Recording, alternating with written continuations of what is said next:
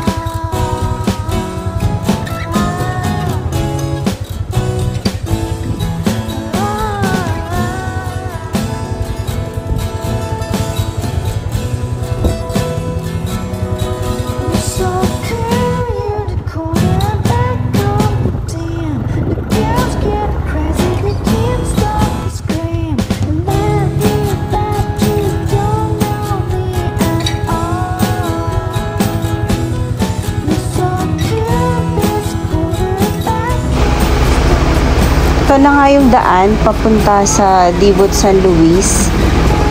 Sa mga napanood namin sa vlog, dahil bago kami pumunta dito, tiningnan muna namin yung daan kasi wala din siya sa Waze. Sa una ay hindi naman siya mahirap at maganda yung kalsada kasi sementado na.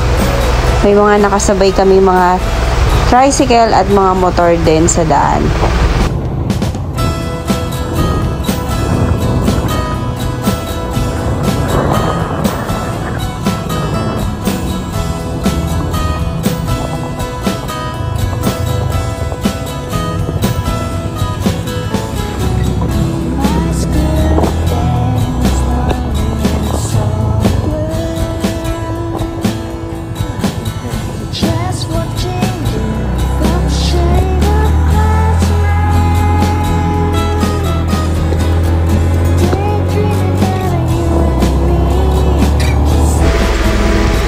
At dito na nga kami nahirapan at struggle is real na nga. Ayan, kita naman sa kalsada, sobrang maputik at siguro umulan dito bago kami pumunta at sobrang putik ng daan at maraming mga bato kaya hirap na yung asawa ko sa pagdadrive kasi pababa din siya. Pero syempre, kailangan diretso pa rin at tuloy kasi ito yung gusto namin, ang adventure. May mga part na sementado at meron ding part na hindi pa nasesemento at puro putik pa nga at lubak-lubak talaga ang daan. Nakita namin sa vlog, may ganitong area na dadaanan at okay lang naman kasi madadaanan din naman ng motor at kayang-kayang dumaan ng mga motor.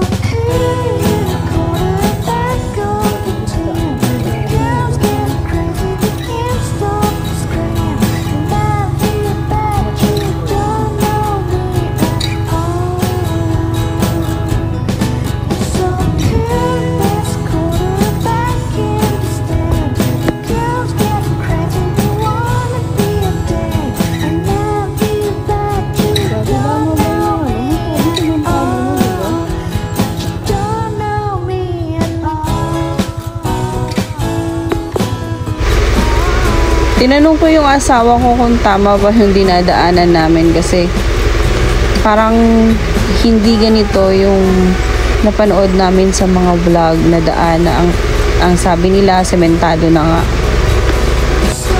Syempre natakot ako para sa safety namin at sa safety ng asawa ko kasi siya yung nagdadrive. Pero ito talaga ang daan.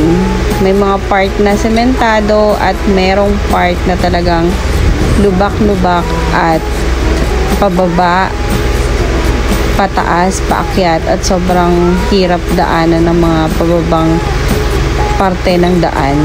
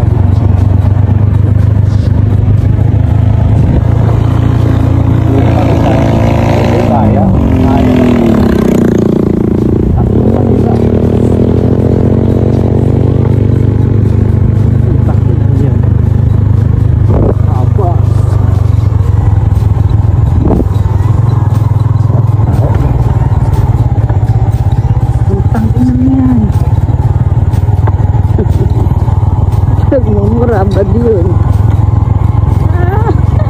Kumakapit pa yun. Buti naman pantay yung pababa. Oh my God.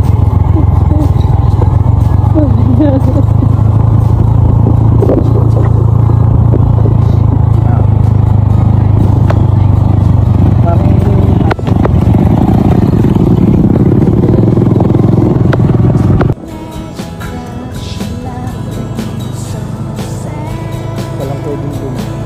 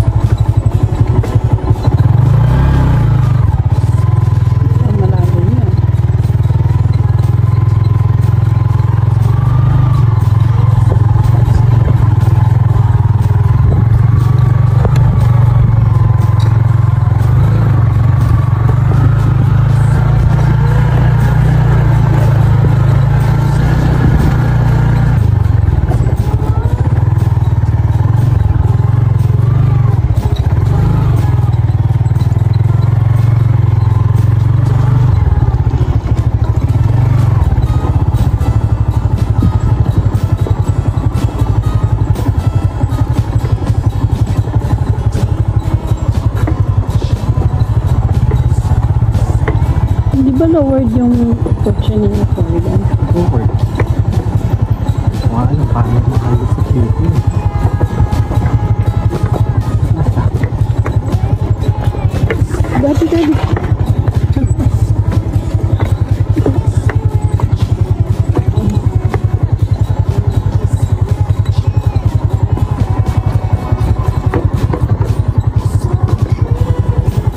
taas pala natin.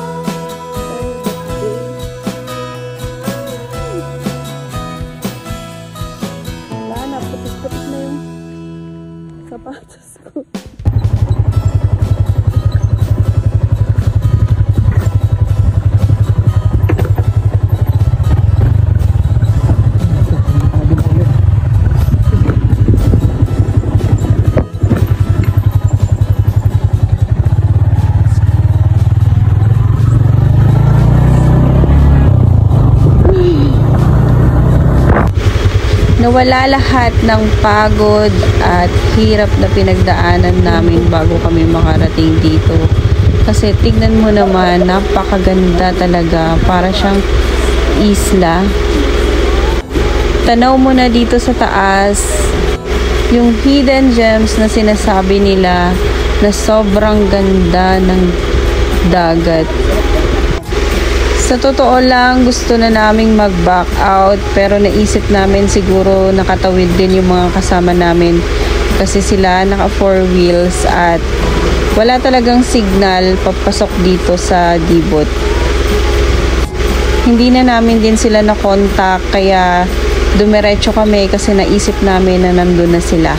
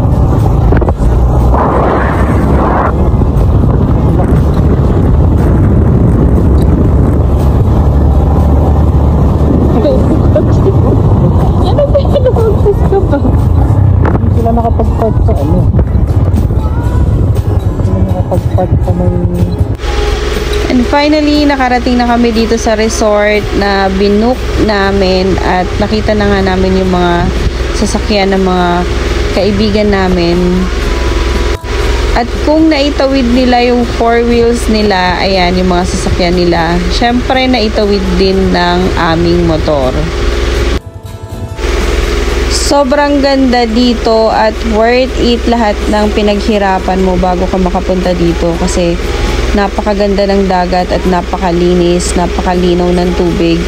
May mga area dito na pwede kang mag-fishing, mangisda at wala nga palang kuryente dito at ang gamit nila dito sa gabi ay solar.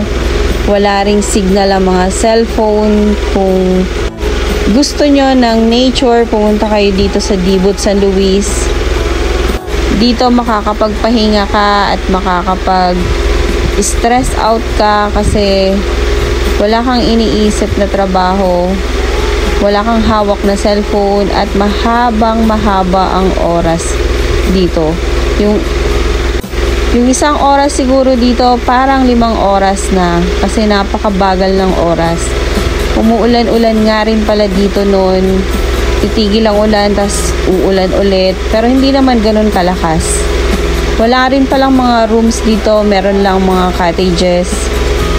At meron din naman silang mga gamit sa pangluto. Yung mga lutuan, gas stove, meron din dito. At malayo din yung mga tindahan. Kaya kung plano nyong pumunta dito, kailangan dala nyo na lahat ng mga kailangan nyo pagkain dahil wala kayong mabibilan. Sobrang ganda at napaka worth it lahat ng hirap at pagod bago makarating dito. Yun lang guys at maraming salamat. Happy New Year everyone!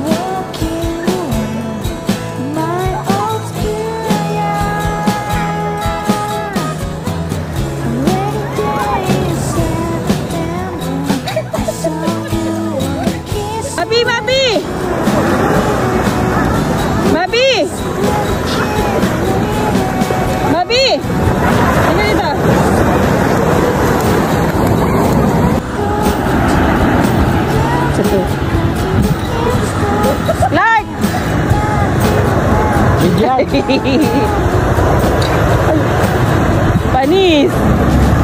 Sabi, abis